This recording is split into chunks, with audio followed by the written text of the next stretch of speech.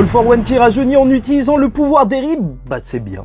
Au final, on aura enfin Mineta qui pourra affronter un ennemi à sa taille en tabassant un bébé. Non sérieusement, qui aime Mineta ?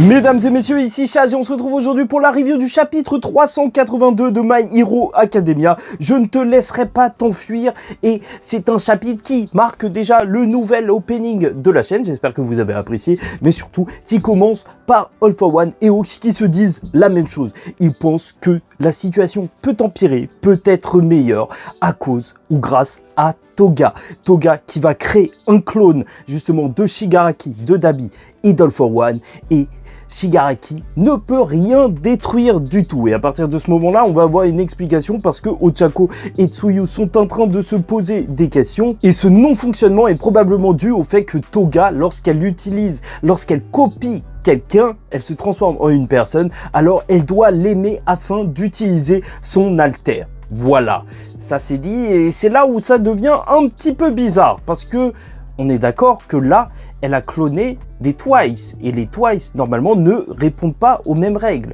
Twice pouvait utiliser les pouvoirs des personnes qu'il clonait. Et c'est là où ça devient un petit peu bizarre. Qu'elle ne puisse pas accéder à toutes les fonctionnalités des personnes qu'elle a copiées comme Twice, parce que normalement ça dépend pas de son propre alter, enfin en théorie, mais là on t'explique que si. Sauf si en réalité c'est juste parce qu'elle a pas cloné un Twice, mais qu'elle a cloné elle qui s'était déguisée en un Twice, et donc là ça marcherait, mais crois-moi, ça commence à devenir un petit peu bizarre. Et bon, on a beau parler la langue qu'on veut, essayer de défendre Horikoshi, ça sent juste le moyen de rendre l'histoire un petit peu plus équilibrée, sinon les vilains gagneraient assez rapidement. Donc Twice, ses clones pouvaient utiliser les alters et pas Toga. Voilà, ça c'est dit, sauf si il y a un revirement de situation et elle commence à aimer les autres membres justement de la Ligue des Vilains. Et c'est même assez intéressant en fait qu'on s'intéresse au cas de Toga puisqu'elle avait testé et ça n'avait pas marché, mais surtout ça pose des questions par rapport à l'humanité de Toga parce qu'elle est triste de ne pas aimer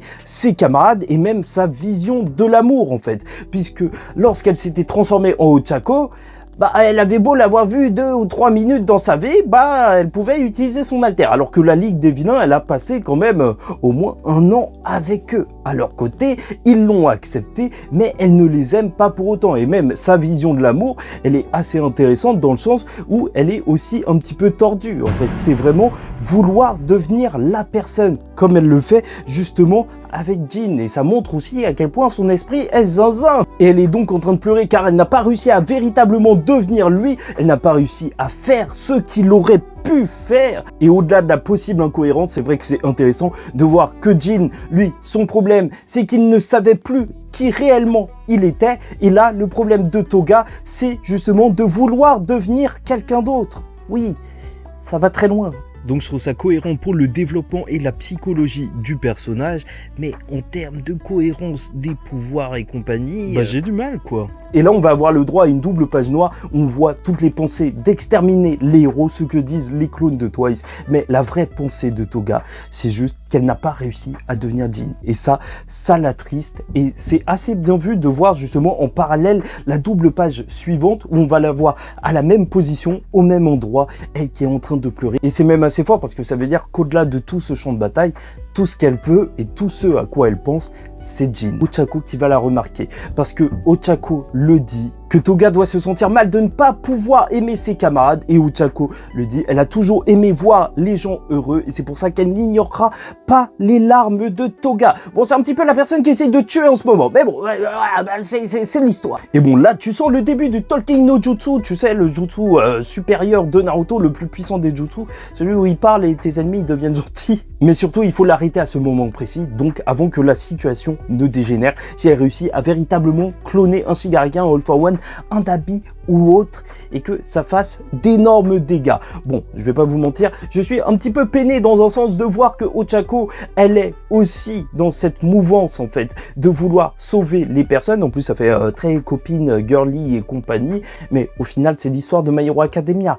Oui, Deku veut sauver Tenko, Shoto veut sauver son frère, et donc Ochako veut sauver Toga. Et si on veut une femme qui fracasse, qui casse des bouches, bon, on a Mirko. Donc ça va, on a tout. Mais bon, je vous avoue que pour moi, Ochako, c'était vraiment celle qui était là pour sauver les héros. Et j'aurais préféré vraiment l'avoir cantonnée à ce rôle-là et pas juste sauver des vilains comme les autres. Sauver Deku, c'est déjà très bien. Et donc là, retour sur la grosse partie du chapitre avec Tokoyami et Hawks qui dit qu'il faut le retenir au maximum, ce All for One, pour gagner du temps, vu qu'il est en train d'utiliser le pouvoir d'Eri grâce à Endeavor qui a supprimé sa forme normale. Donc ça y est, il a été poussé au bout. Hawks c'est vraiment un fan d'Endeavor et il arrive à te le placer partout. Tu vois, Tokoyami il est en train de faire un truc de ouf. Il fait waouh, franchement bien joué. Ça c'est grâce à Endeavor tout à l'heure là. Tu sais quand il a fait le truc. C'est vraiment un fou. Je kiffe Hawks. Et donc tous les héros sont en train d'essayer de cacher la lumière afin de renforcer sa noirceur, puisque Dark Shadow sera donc plus puissant comme ça. Et on va pas se mentir, ça fait émo gothique et c'est ça qu'on kiffe avec Tokoyami. C'est marrant au final, un ado comme ça. Et Kaimi va utiliser une illusion pour que le ciel s'assombrisse. C'est cool, j'en avais parlé, mais on s'en fout. Inasa s'occupe des autres ennemis grâce au vent. Mais tout ça ne va servir à rien puisqu'il va y avoir une énorme explosion d'où va sortir All for One. Un All for One adolescent. Et tu vois, quand on le dit comme ça n'a pas l'air impressionnant. Mais quand on le voit, c'est tout autre chose.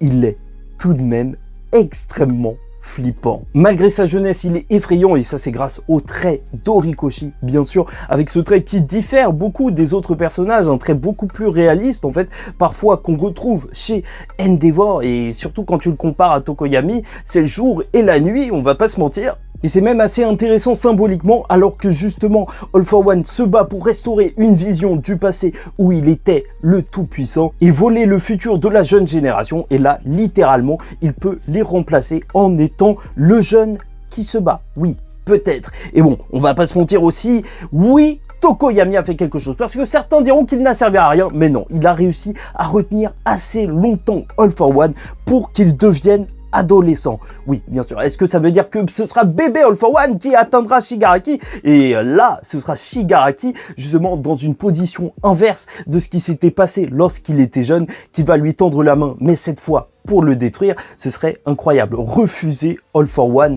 devant Deku. Mais vraiment, est-ce qu'on aura vraiment le fameux Baby All for One? Le fameux Baby Boss? Oui, peut-être bien.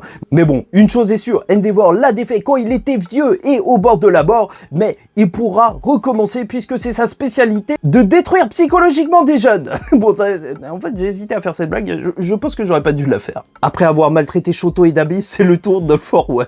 Bref, et bien sûr qu'on pourrait être attristé par le fait qu'All for One ne fasse pas plus de dégâts aux héros, qu'il ne tue pas plus de héros, alors que c'est le roi du mal. Sauf qu'en réalité, il n'a pas forcément le temps, et donc il va s'enfuir. Et d'ailleurs, n'hésitez pas à liker ou disliker la vidéo, commenter, donner votre avis en commentaire, et surtout vous abonner, parce que là, on vit les derniers instants de My Hero Academia, et surtout ce grand moment où justement, on va revoir cette narration qu'on avait eue en début de chapitre, où la situation pouvait être pire, et là on te dit qu'elle est peut-être, qu'elle est meilleure pour All for One en voyant au loin Gigantomachia, celui qu'on attendait depuis bien trop longtemps, parce qu'il n'était pas là depuis bien trop longtemps, ouais. Et alors que All for One va donner l'ordre à Machia d'en terminer avec les héros restants, Hawks dit que la situation n'est pas si mal, et une montagne tombe sur All for One. Enfin, quelque chose à sa hauteur. Oui, là, il n'y aura plus de débat. Est-ce que, en fait, All for One, il est un petit peu nerfé ou je sais pas quoi? Non, là, c'est Machia face à un All for One. Plus de plaintes possibles par rapport au rapport de force, et ce qu'on verra au-dessus de la tête de Machia, c'est Kirishima, mais surtout Shinso, qui sont là pour protéger et empêcher All for One d'atteindre Midoriya. Voilà, tout simplement. Donc, qu'est-ce qui s'est passé? Est-ce qu'il a utilisé son Persona Cord, donc son outil, pour imiter la voix d'All for One et donner l'ordre à Machia d'attaquer le réel All for One? Peut-être bien, sait-on jamais, surtout que là, il a une forme adolescente, donc ça se trouve que Machia ne le reconnaîtra pas, ou peut-être qu'il a directement utilisé son alter. Et ça, si c'est le cas, ça peut être extrêmement dévastateur, parce que je te le rappelle, pour sortir justement de cet état mental où tu es contrôlé par Shinso, alors il faut te prendre un petit peu de dégâts, sauf qu'il a une énorme résistance et normalement ne sent pas la douleur, Maquia. Donc comment tu vas faire? Là, c'est tout bon pour Shinso. Ça va peut-être devenir le plus puissant des héros avec Maquia en animal de compagnie. C'est le moment pour Shinso de briller et j'ai même trouvé son nom de héros. Attendez, celle-là elle est bonne. Parce que vous vous souvenez que son sensei est Eraserhead. Et donc, pourquoi pas Head Eraser, tu vois, celui qui efface les têtes, qui les supprime, qui les contrôle. Ça marcherait extrêmement bien, on va pas se mentir. Si c'est ça, tu me dois un truc, mais je sais pas quoi. Ou en fait, tout simplement, ça pourrait être Mind Eraser et donc juste effaceur d'esprit, quoi. C'est plus simple. Bref, je vais pas vous mentir, bien sûr que moi, ça me dérange personnellement, cette écriture d'Horikoshi qui se répète encore une fois. Une arrivée d'un personnage random, puis un flashback lors de l'autre chapitre pour expliquer comment il en est arrivé là. Sauf que, en fait, ça a beau être surprenant lors du chapitre quand tu vois quelqu'un arriver, bah en réalité, le chapitre d'après, bah ça fait retomber le soufflet. En fait, t'as même plus de tension parce que tu sais comment va se terminer justement ce qu'il s'est passé. Là, le prochain chapitre, on va voir quoi? Kirishima se bat, tu sais très bien que en fait, Maquia, il va le contrôler, qu'il va ressortir vivant, qu'il n'y aura pas de souci. Et voilà, sauf qu'il y a bien sûr un mystère, c'est qu'il était avec Mina face au tueur de Midnight. Celui qui n'avait pas forcément de mérite parce que il a tué une Midnight qui était au sol et déjà complètement écrasée. Donc, sait-on jamais ce qu'il s'est passé avec Mina? Je doute qu'elle soit morte, mais dans tous les cas, qu'on aime ou qu'on n'aime pas cette écriture avec des flashbacks tout le temps, Horikoshi a le mérite à chaque fois, lors de son arc final, de mettre en valeur chacun de ses personnages secondaires. Et bon, on va pas se mentir, là c'est Kirishima.